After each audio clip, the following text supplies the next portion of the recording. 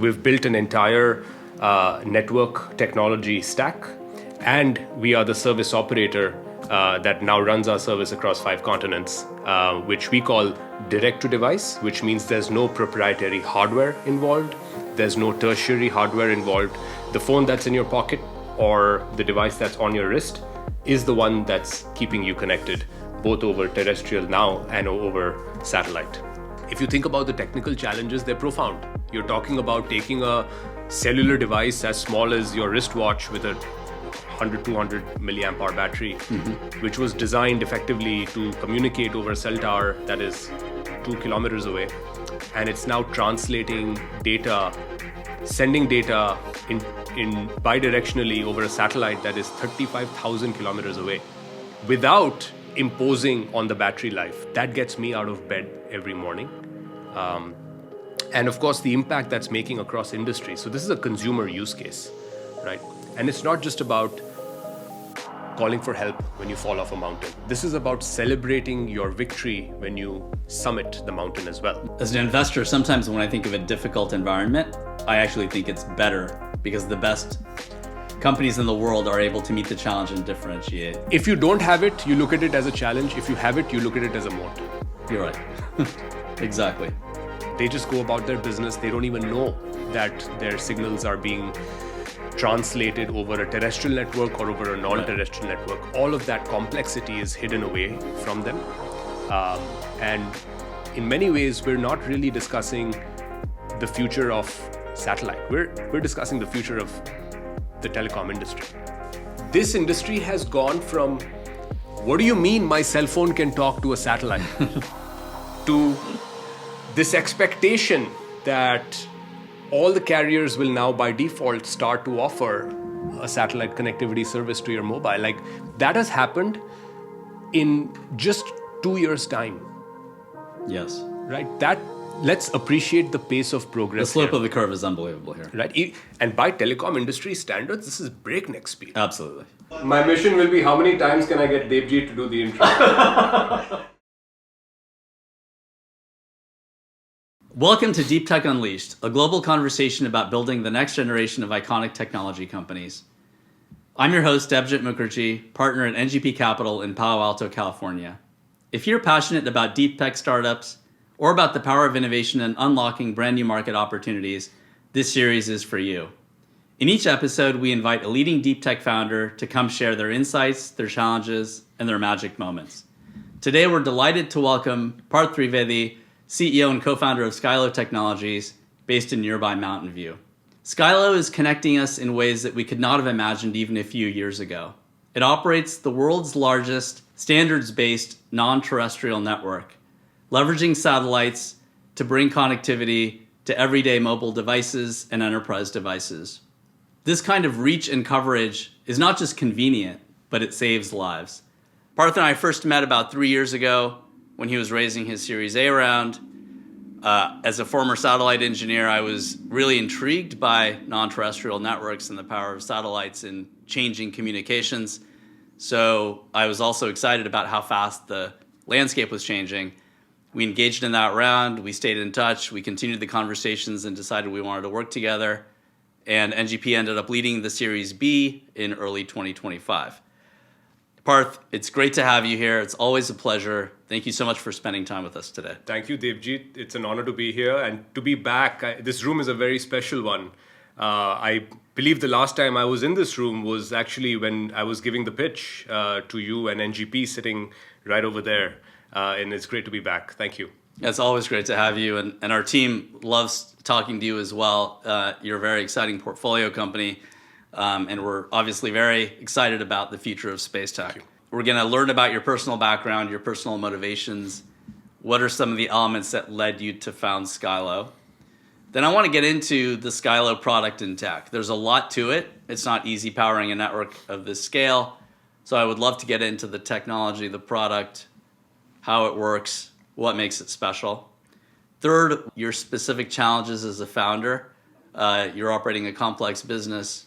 So what are some of the challenges you faced on that journey, about the evolution of Skylo as a business? And finally, as I've mentioned, this is a very exciting category. Would love to get your take on not just the future of Skylo, but the future of space-based communications in general. Excellent. So with that, let's get started by hearing in your own words, for those that are not familiar with Skylo or about the category, what it is that Skylo does. So Skylo effectively allows you to send and receive data directly from your mobile device, where the mobile device bounces signals off of satellites. And we connect your devices anywhere they go. We ensure you never lose coverage. And it's a new mode of communication that allows you to stay connected no matter where you are. We have now deployed our network across 37 countries in which we're a licensed telco. We think about mobilizing data at scale across consumer devices, enterprise devices, IoT, automotive, anywhere where you need a connection that you previously would have never expected to get a cell phone signal is where Skylo's network is present and keeping you connected.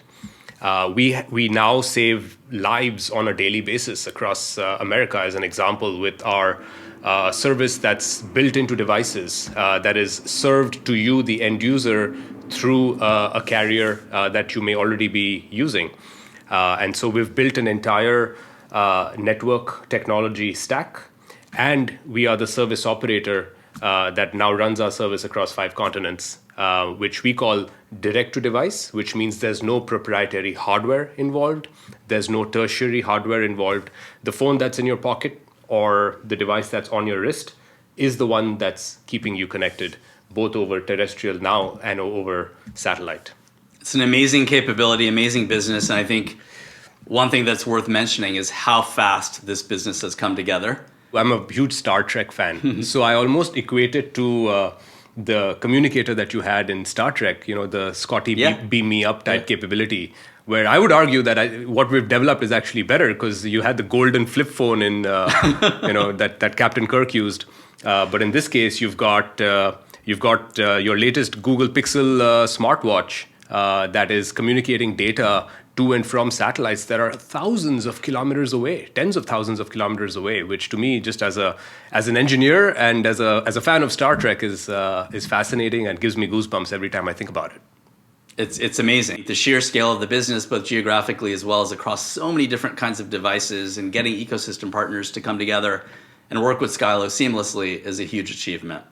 You're an aerospace engineer. You have a really impressive background, and would love to hear about your earliest days, like what excited you, where you grew up, what were some of the influences and maybe even role models that shaped your future? So I grew up in Calcutta, in India, and I consider myself extremely lucky to be surrounded by incredible individuals. Of course, my parents, and then my teachers and my mentors. Anything to do with space, I get excited about. My undergraduate capstone project at Purdue was on Mars colonization. And I just find the entire journey that you have to go through, the entire motion that you have to go through from an engineering perspective, having to think about a space mission, the harshest of environments, the most complicated of challenges, it brings multiple disciplines together.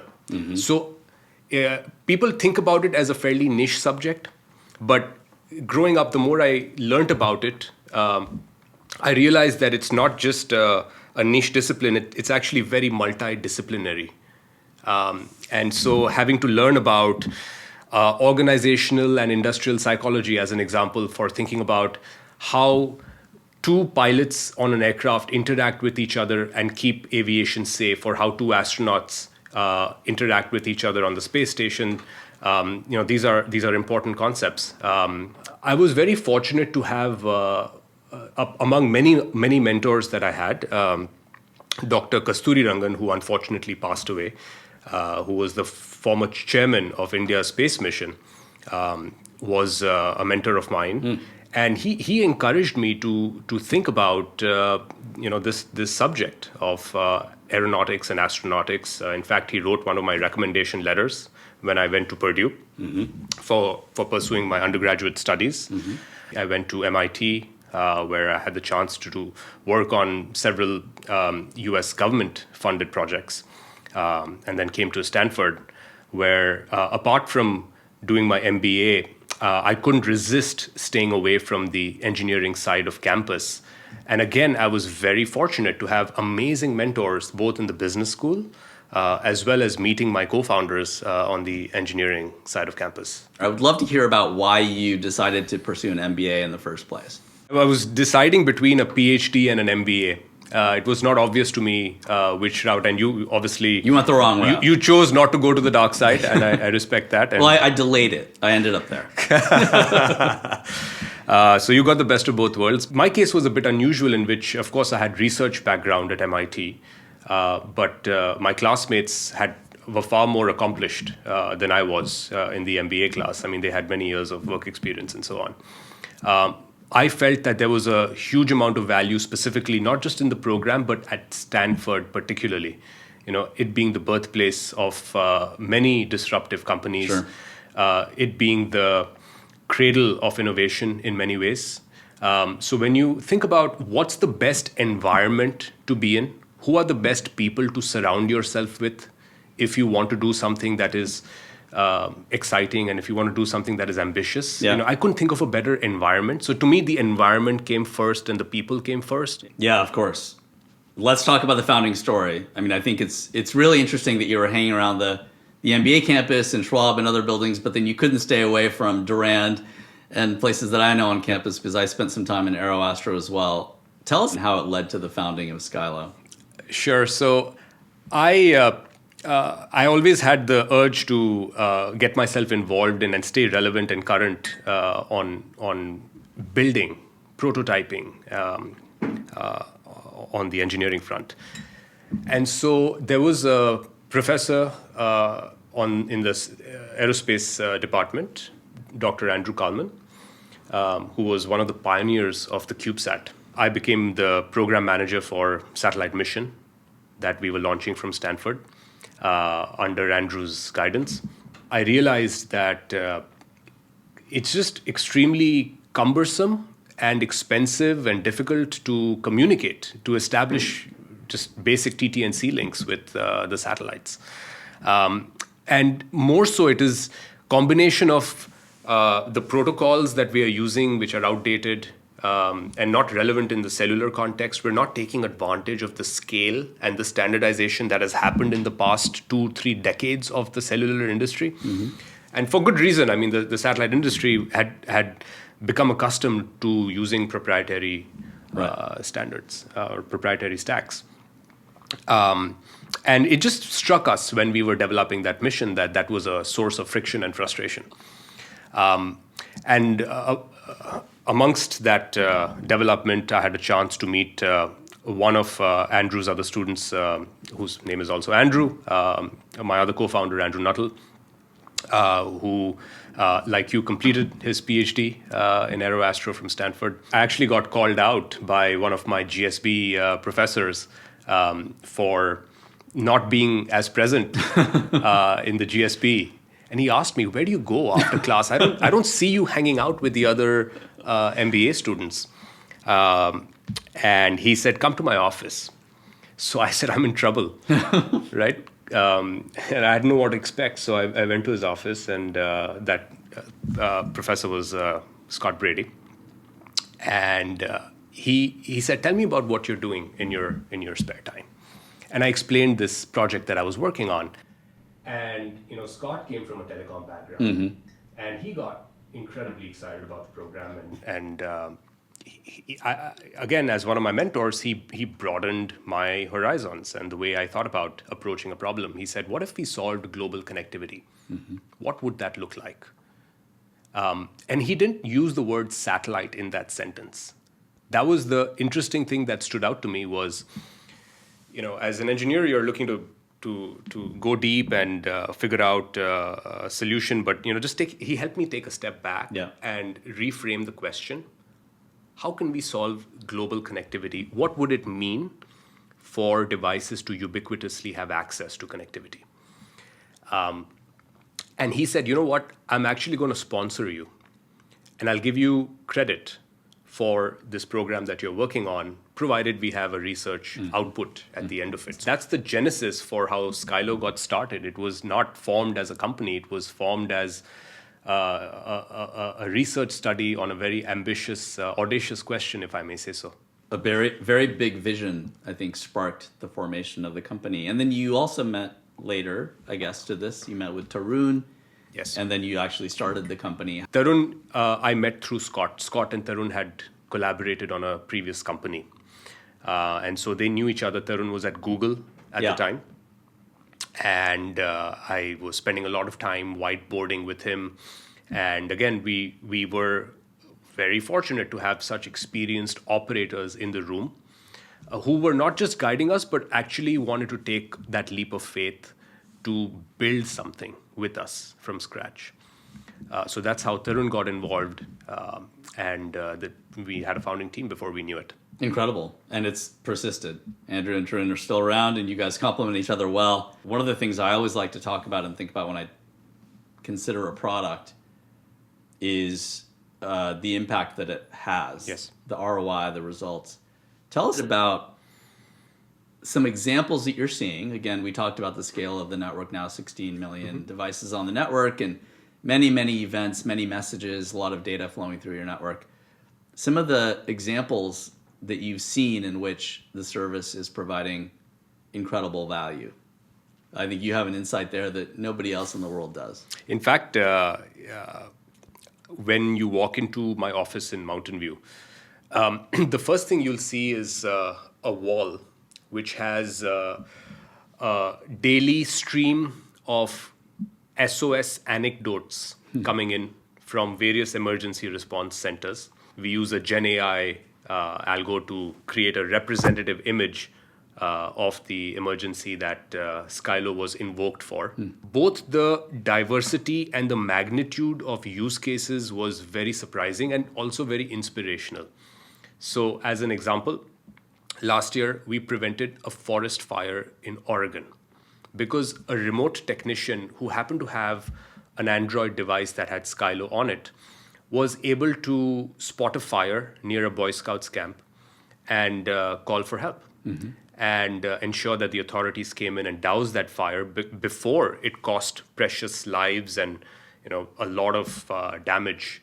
We live in California. That unfortunately happens a lot. There was an anecdote from just a few weeks ago where we rescued, or our network was used to rescue a missing girl, a 6-year-old missing girl in the woods. A couple driving hit a boulder. Wife was pregnant. Ambulance reached just on time. I can think of so many anecdotes, whether it's somebody who was on an expedition that was rescued, a group that was in a fire or on a boat that was rescued. There was a plane crash a few weeks ago where the pilot was using Skylo to from his phone to call for help. And those are moments when I realize that this is not just about building a technology stack or working with the industry. We're helping people celebrate another day, another year of their lives that they wouldn't have done before. We're really doing something that matters. That gets me out of bed every morning. And of course, the impact that's making across industry. So this is a consumer use case, right? And it's not just about calling for help when you fall off a mountain. This is about celebrating your victory when you summit the mountain as well. So apart from the SOS, of course, Skylo is used for sending peer-to-peer messages as well. Now you're able to celebrate when you've completed that Half Dome hike in Yosemite. You're able to now celebrate that with your friends and family. You're able to ensure that your business has continuity, context, and connectivity no matter where you go. Whether you're managing a fleet of trucks and you want to make sure that you're connected to all the drivers out there Whether you're a farmer that wants to manage livestock in a more efficient way and is looking for a connectivity solution that is pragmatic and built in as a complement to cellular, we're seeing not dozens, hundreds of new use cases come out of the woodworks because developers now have access to this potent mode of connectivity without having to have spent $1,000 buying a separate device. Right. Your cellular device, whether it's an IoT tracker, whether it's a wristwatch, whether it's a phone or a car, now basically can take connectivity for granted. Every phone is a satellite phone.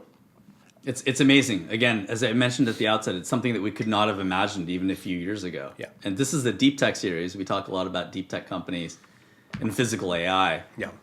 I think what really makes Skylo special for me personally is how deeply human the impact is and the kind of stories that we see that Yes. are having immediate impact, which is intensely gratifying for me even as an investor.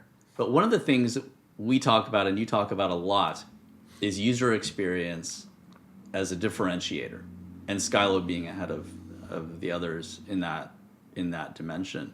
Can you talk about why the consumer experience matters so much, and maybe in some of these situations, how the consumer experience makes a difference and the kind of experience that you're hoping to deliver ideally? Yeah, absolutely. And I'll use that opportunity to make a distinction as well about our approach. We always started from the consumer experience first. We knew that if you want to generate scale in connectivity, you have to leverage cellular standards. But then at the same time, you have to minimize, if not eliminate, changes in behavior also. Right. For adoption. Whether you're talking about the consumer as the end user, whether you're talking about the enterprise as the end user, or whether you're talking about the carriers and the OEMs whom we partner with to render the service. Yeah. In all these dimensions, eliminating changes in behavior is just as important as introducing the new technology and the new capability. Otherwise, it doesn't get adopted. Simple as that. We also realize that the bottleneck to get started is not in space hardware that is launched. So perhaps it's not obvious to the listeners, but we've not launched a single satellite to build this network. We've leveraged our partners, third-party satellites, where we have our software-defined radios. It's called a radio access network, or eNode B, which is sitting inside these Earth stations, running a network at global scale. It was very counterintuitive that we would start the company, without having to launch a single satellite, because to us the focus was on user and user experience.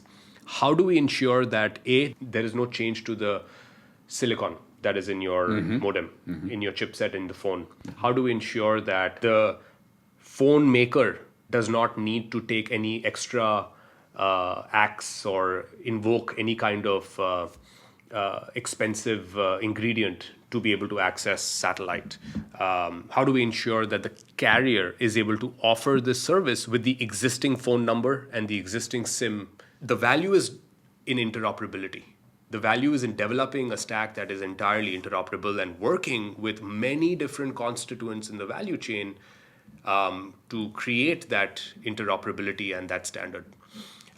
So that is the role that we have always seen ourselves playing. How that perhaps progresses into the future is keeping the end user at the center of everything. Right?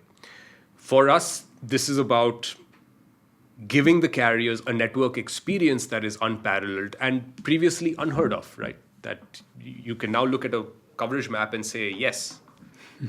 And anywhere you point your finger, you have coverage. It is not something you could have stated in the telecom industry 5 years ago. The next phase of this is how end users can maintain continuous connectivity and context on a global basis seamlessly without having to even think about what use case they have in mind, what AI agent or AI workload they are interacting with in that moment of time. They just go about their business. They don't even know that their signals are being translated over a terrestrial network or over a non-terrestrial network. All of that complexity is hidden away from them. And in many ways, we're not really discussing the future of satellite. We're discussing the future of the telecom industry Yes. and how there is going to be convergence between satellite and cellular. That's already happening, actually. It's amazing, right? Because you're effectively extending the frontier. Correct. But I think that user experience where you're agnostic to what the underlying network is and you don't have to think about it Correct. is an incredibly powerful thing. I actually equate it to the work that Visa may have had to do back in the day to ensure that your payment gateways, point of sale systems, and banks, they're all interconnected and interoperable, right? That fabric of interoperability just didn't exist. And so the job for us is, in ensuring that satellite does not end up being fragmented. It becomes an integral fabric Right. of connectivity infrastructure that you, myself, and the carriers all take for granted. So the product and the secret sauce. As I mentioned at the outset, you are the world's largest standards-based NTN. Standards, this is 3GPP, 5G, and there are NTN standards as a part of that.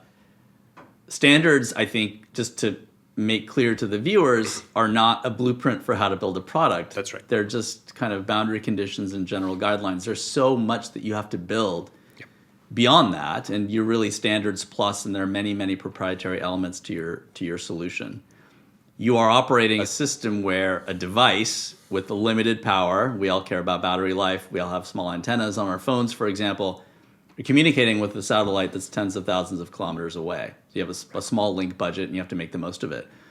There's a ton of complex engineering that goes behind this, and I want you to give the listeners a little bit of just a flavor for the stack that you've built and some of the things that are really hard to replicate and were even challenges for you as you put them together.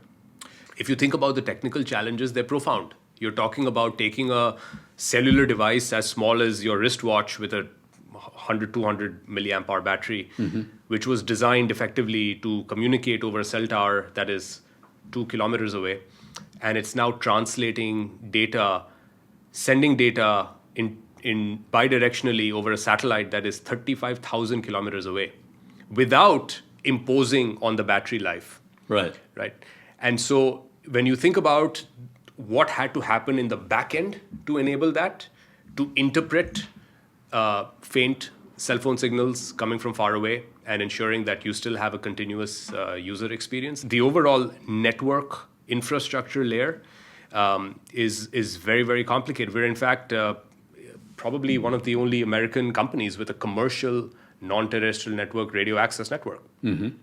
And we're very proud to have developed that capability from scratch in-house. It was important for Skylo to be both a technology developer and a network operator. We use a hat that we wear as a technology developer to keep that industry aligned, both to the standard as well as to our roadmap. And by also having a seat at the table on the standards body. So my team actively participates on 3GPP and other standards bodies and works at the firmware level with the likes of Qualcomm and MediaTek and other chipset companies, Samsung. And we ensure that we have a rich certification program so that there is a sense of predictability on how to get devices onboarded onto a network like this. What are the steps that an OEM needs to take before their device can access a satellite network reliably? And all of those test cases, as an example, were built by us and proliferated across the industry.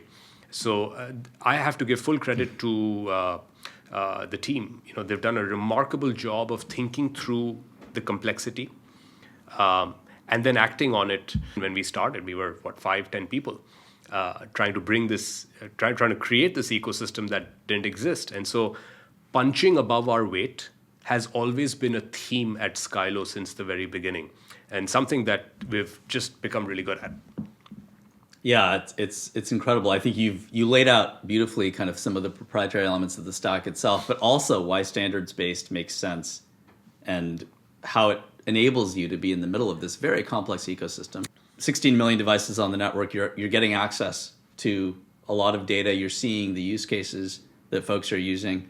Can you give us a sense for what you're seeing in this new AI era, and also how you think about services today. Yes. Today you have SOS, you have messages. We're starting to get into voice. Would love to hear what kind of services are going to be required to serve the vast majority of that market. And I think I'm going to talk to you about competition after that, but let's just start with your thinking based on the input you've received from your operational experience. Yeah, absolutely. Interestingly, when you just look at emergency messages that are sent and received over the network, in that, more than 60% of SOS incidents that are being reported and communicated over the Skylo network are automotive related. I would have not expected as high of a percentage. I would have thought that perhaps it'll be mostly hikers. But the reality is it's actually daily commuters. It's on highways where you would have expected that there's guaranteed coverage. That point is further reinforced in a survey that we ran across the US. 46% of respondents said that they struggle with connectivity on a daily basis, either in their own neighborhood or on their way to work. Right? And I can perhaps attest to that. I live in College Terrace in Palo Alto, and I struggle with making a call to my mom when I leave the house. I have to wait till I've exited my neighborhood, and then I can initiate a call. So in many places, it's not just about giving you connectivity in a national park.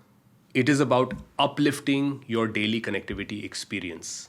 So as we think about the future of our business and this industry, the value is not necessarily going to be remote, rural, or sort of coverage in places where there were absolutely no options for connectivity. This is not about building a better method of last resort. Right. This is about up-leveling your daily connectivity experience, period. The way in which I consume content on the internet has dramatically shifted. Even in very recent times, like I hardly use the web browser anymore, right? My experience is largely, dispatch on Claude. It is conversational with an AI agent, and of course with my teammates on Slack. It is a lot more fluid, and there is an expectation that the context that I have will continue wherever I'm going. And so, going back to the user experience, our job is to ensure that there is no break in that context. And to do that effectively at scale requires very tight alignment with the carriers, as you can imagine. Right? That roadmap will not be successful as a standalone roadmap. So that is why we are calling this future we are calling the standardized sky. Is at the end of the day, you will just have access to connectivity. It'll be expected that it is rendered through both cell sites near and far, or at different altitudes, and that to me is the future that is very near. We're not talking about 10 or even 5 years out. Right. No, I think you've beautifully laid out the case for continuity that is really demanded by the current AI age, which I think fits perfectly with what you're talking about in terms of seamless coverage, seamless user experience. And let me ask you, Debjit, if I may. Yeah. When you invested in Skylo, you had to obviously appreciate all of that complexity that this industry comes with. What did you see in Skylo, and why did you invest in us? We saw you. I don't believe I've ever asked you that question. No, I think it starts with the team. So I give huge credit to you and the founders. I don't know if you remember, but in our diligence, we took many trips to Mountain View, and we went deep on the product. That is something I always start with, assuming some of the other, say, market opportunities and kind of market dynamic pieces are satisfied. I always like to make sure that there's something there that no other team in the world can replicate. And I think that is the conviction that we gained. I was fascinated as a satellite engineer. I hadn't really thought about NTN, and we should Clarify for the audience as well that, Apple had started this in 2022 with Globalstar. So they were kind of first out of the gates. You jumped on that and realized that there was a huge, huge universe left to service. And so we love the fact that you moved so quickly. I think the speed of execution is really important. And we saw a giant market opportunity.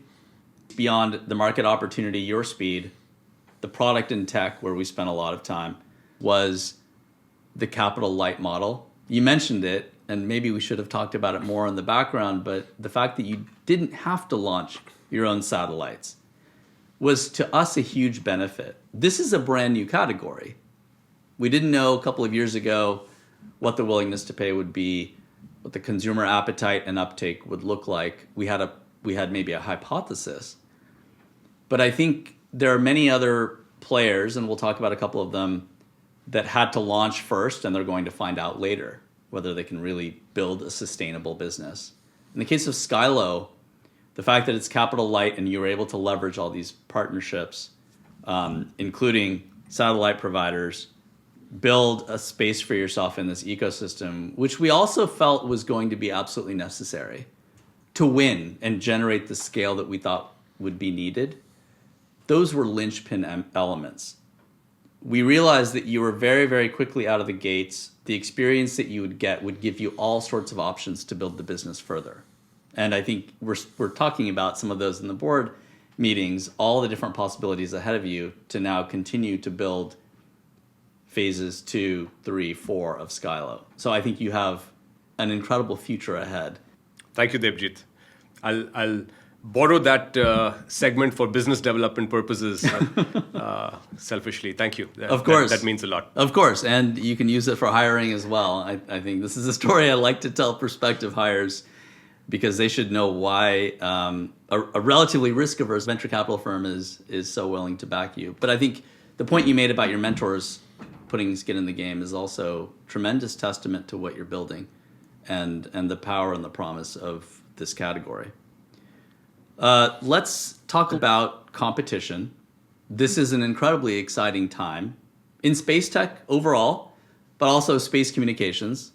I think we all know that SpaceX is filed for going public. It'll be a giant IPO that is widely anticipated around the world, and Starlink is such an important part of that story. Amazon announced the acquisition of Globalstar, $11.6 billion. Carriers are certainly realizing that space is going to be an important dimension of connectivity in the future. So there are many large players piling in. Would love to hear about how you see Skylo, still relatively small, certainly well-resourced. I'd say some of the best talent in the entire industry, but you're still relatively small playing in this giant, fast-moving category. How do you see Skylo's positioning among some of these other players? So I think, Debjit, and what you've highlighted, the important point is that this is the industry which is at the center of multi-billion-dollar investments. This is absolutely critical for this industry to flourish. Let me give you an anecdote just to sort of make my point. 4 years ago, 5 years ago, before direct-to-device existed as a word, we had established the first link over satellite with an existing chipset inside an existing cellular asset tracker that was made by an OEM. Mm-hmm.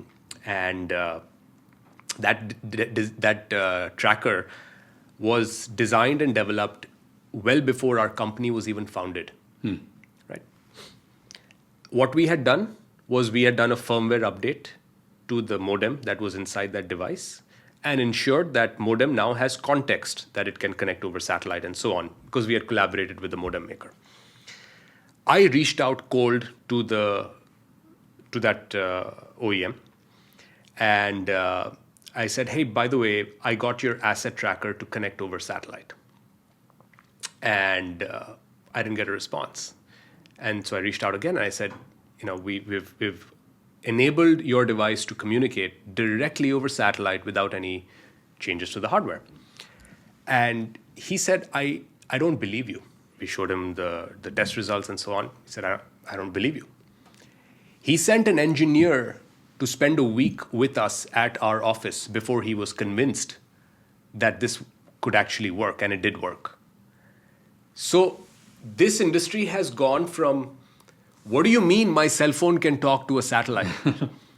to this expectation that all the carriers will now by default start to offer a satellite connectivity service to your mobile. Like, that has happened in just 2 years' time, Yes. right? Let's appreciate the pace of progress. The slope here, of the curve is unbelievable here. right? And by telecom industry standards, this is breakneck speed. Absolutely. And so to me, it is important that there be a number of different options in space that the industry can rely on, right? In many ways, you need there to be a successful growth of orbital infrastructure companies that are putting the right assets at the right orbits. Our job is to be multi-orbit as a company. We are orbit agnostic. There's nothing tying our network infrastructure or our stack to a particular orbit, whether Right. it's GEO or LEO. Yep. As new infrastructure comes online, that is excellent news for us and the industry. It gives us an opportunity to leverage that infrastructure to effect higher bandwidth capabilities, better customer experience, more diversity, greater reliability, broadens coverage. All accrues to the benefit ultimately of the end user, and along the way, the carriers that we partner with. Carriers can continue to rely on more than one option when it comes to what infrastructure is used and how these different spectrum bands are homologated on devices, how regulatory constraints are handled in different countries to affect the service. All of that is the heavy lifting that we are participating in and in many ways championing. This is one of the highest dimensionality businesses I've ever worked with, meaning you have so many different constituencies. You talked about some of them. Chipset providers, device OEMs, satellite providers, carriers, and others who are all kind of jockeying for positioning in this increasingly exciting category. There are non-exclusive relationships happening. There are players trying different things. And I can tell you that as a board member, it's actually really hard to keep track of everything. Things are moving so fast. How do you, as the CEO of Skylo, manage to keep this highly dimensional, incredibly complex kind of chessboard in your mind, and how do you figure out strategic next steps for the company?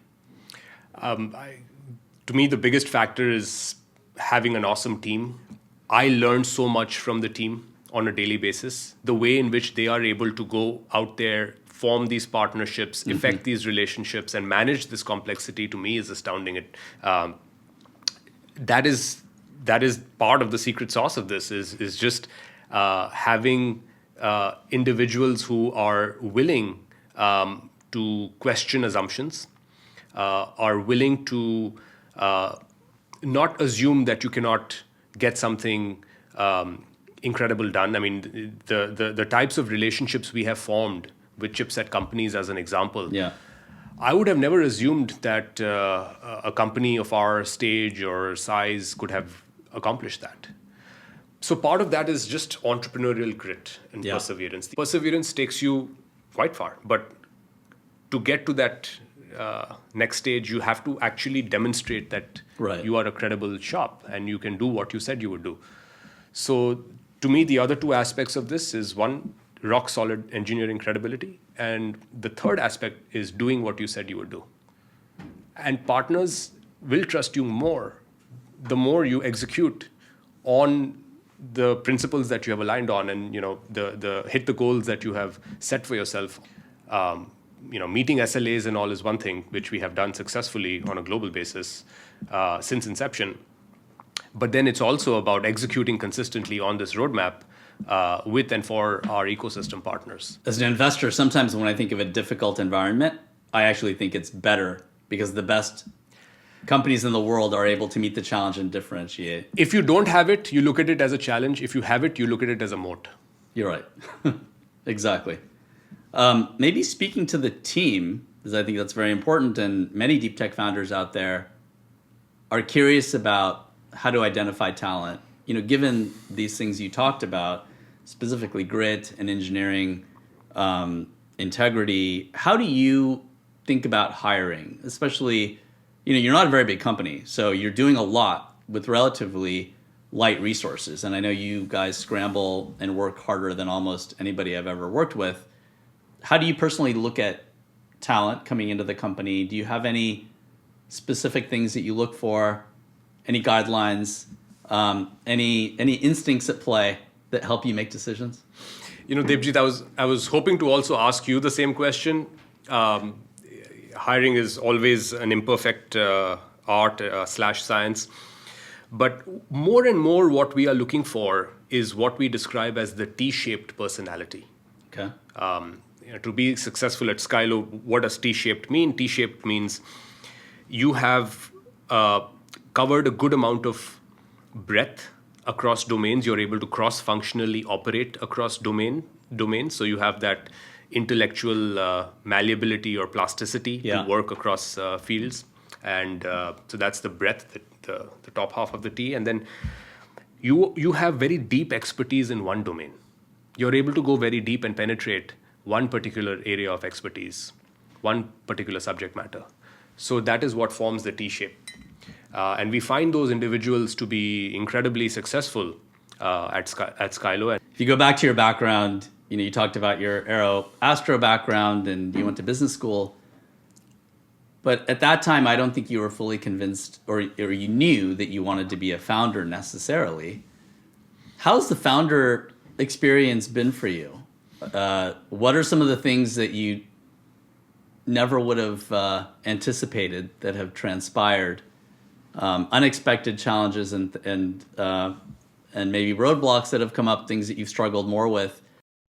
But also the flip side, maybe unanticipated moments of joy that have accompanied your founder journey.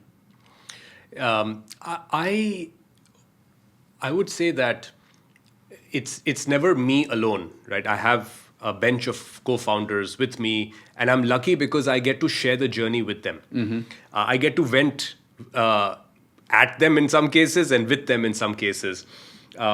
So what I really enjoy is doing this as a team. And that has also helped me maintain my sanity over the years. It is about how I equip the team. Mm-hmm. How can I help them become the best versions of themselves?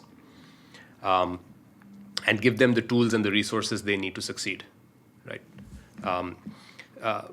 I have had to look at the role as CEO through the lens of the team that I'm supporting. Mm-hmm. These are aspects of perhaps leadership, you can call it, that I had to figure out and learn as we started the company. I have always been excited about leading teams in complicated environments or complex engineering teams. I've done that since undergrad, but of course the stakes are much more real now, and so I find that fascinating. Very non-obvious sort of learnings can come out of that process, and you've also got this difficult job of not per se hiring, but you're identifying these founding teams in very, very deep technical domains, trying to figure out, is this the team that's going to make it or not? Yes. And of course, you can look at resumes and accomplishments of the past, but what do you look for? What are the signals you look for in the finite amount of time you have to diligence a company? I think that's the hard part, is the finite amount of time, because usually we don't have the luxury of a lot of interactions. So we have to discern certain characteristics relatively quickly. Everyone has a different style. For me, as a technical person, I feel like I have a better beat than many investors on maybe the technical aspects of a company. When it comes to deep tech, I think it's hard to get around the fact that you need a profound product. You're usually working in a difficult market, or maybe you're revolutionizing a space that's been around, but you do it leveraging technology in a unique way that maybe no one has thought about before. In some cases, it may be a similar approach and you're simply out executing. But the way I usually like to approach companies is to say there's something fundamentally different about the way they're doing it. Mm-hmm. It's much harder for me to try to determine among a group of 3 or 4 similar looking players who might be the best. So I really look for a spike of expertise, first of all, on the technology or product side. I would rather take a more disruptive bet, kind of an orthogonal bet, call it, on a category versus trying to invest among a cluster of companies. But the other piece coming down to the founder specifically, on the one side, there's a passion for what they're doing, the passion for the craft, a passion for the mission that just comes through. And it's hard to explain how you get that. And the other piece is they talk openly about the challenges. They say, oh, it was really difficult to build this, or we had to get through this hurdle. And it may be the non-obvious hurdle. It may not be an IP-related problem. It may be a people problem. It could be a resource allocation problem. It could be we're in the wrong geography problem. Whatever it may be, startups face difficulties along different vectors. So when they talk to me about challenges, it helps me understand, A, the defensibility of the company and the product, but also the fact that they've overcome them. I think looking at a challenge as an opportunity and maybe a way to generate distance between that company and the next set behind them is something that I look for. So those are 2 of the elements. There's a third piece that I'll mention. I think we don't cover it enough in deep tech, which is sales. At the end of the day, I mean, I've met a lot of really, really technically brilliant people, but don't have maybe the sales instinct. To me, sales is kind of the hidden power that the best deep tech founders have. They have an instinct for sales. They realize they have to build a business.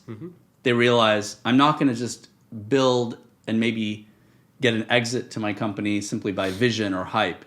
I have to actually build a brick by brick business, and it's really about that business execution and sales execution and customer orientation that really separates companies that are doing great things and are going to revolutionize industries and everybody else. Yeah, absolutely. So Parth, we've talked a lot about the product and what you've built, the incredible business that you've now created, and it's growing very rapidly. Give us a sense for what's coming next with Skylo. We're extremely excited about where this industry is heading. The pace at which cellular and satellite are converging is astounding. Part of that roadmap for us is introducing new capabilities for our carrier partners, for our satellite operator partners. We have introduced a NTN radio access network just a few weeks ago that we announced. That is one building block in a broader roadmap to provide seamless connectivity services on a global basis. And ensure that carriers can assume satellite to be an integral part of their connectivity infrastructure. This is about rapidly switching between cellular and satellite, giving you a similar experience to when you had Wi-Fi and you had a discontinuous experience when you stepped out of your home. You could not continue the call on cellular, and now you can. So imagine that analogous to what's happening in satellite is you'll have continuous context, continuous connectivity, rapid switching between cellular and satellite. To the benefit of the end user, they won't know any better. I have a kid who's going to grow up in a world where he's going to ask me, hey, there used to be spots on the planet where you couldn't make a call or you couldn't get a connection. That to me is fascinating, and that's going to happen very, very quickly. It's an incredible time to be working in this category. Skylo is obviously leading the charge. We're delighted to be a part of the story, and I can't thank you enough for being here with us today. No, thank you, Debjit. We couldn't be successful without the partners who have backed us, and so to you, a big thank you. Of course.